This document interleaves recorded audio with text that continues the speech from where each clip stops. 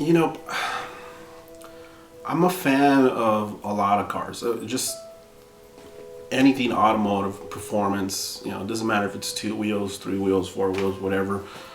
I've always been an automotive enthusiast.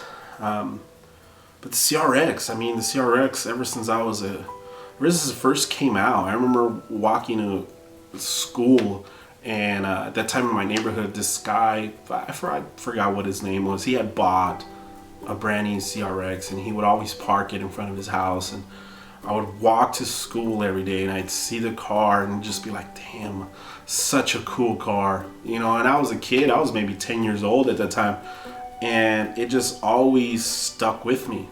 You know, it's like the CRX is just always wanted a CRX. You know, it's just one of those cars. There's other cars from the same era, and you know, later on down the road, you know, you have the hatchback, you have the sedan, the station wagon, and the EF family, but none of them really like, none of them pulls me in the way a CRX does. You know, and then you have the hatchbacks, you know, you have the EKs and the EGs, and you know, you have the Integras and all that stuff, and then the RXX and all the new Hondas, but none of them really do it for me. You know, if someone said, you know, here's, you know, 25 grand, build a car, I would probably rebuild another CRX, just because no other Honda really did it for me. You know, the CRX is the CRX. It's just one of those iconic cars, at least in my book.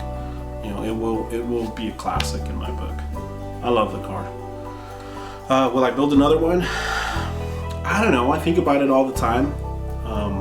Just because the blue CRX, even though I got most of what I wanted done to the car, if I look at my list that I had written down of everything that I wanted to do with it, I'd say everything was done with the exception of finalizing the car with paint.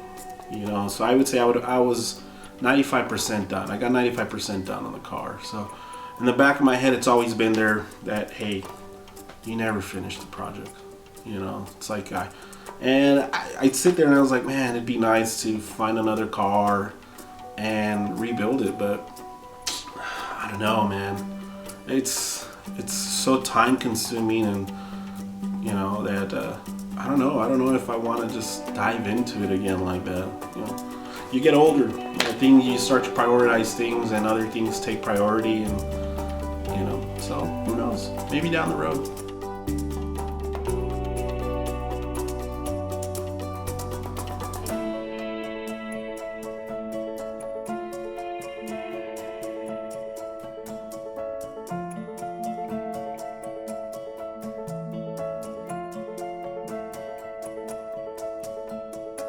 So most of the work was actually done over at S&H Auto.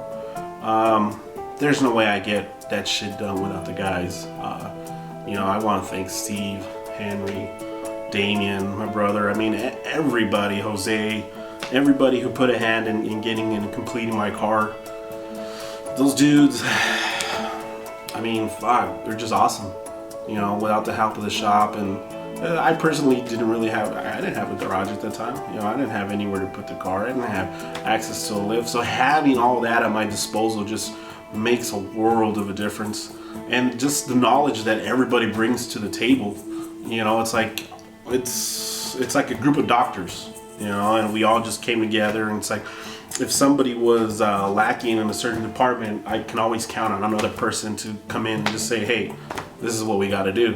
And you know, it took an overall team. You know, an overall team. Everybody pitched in. Everybody helped out.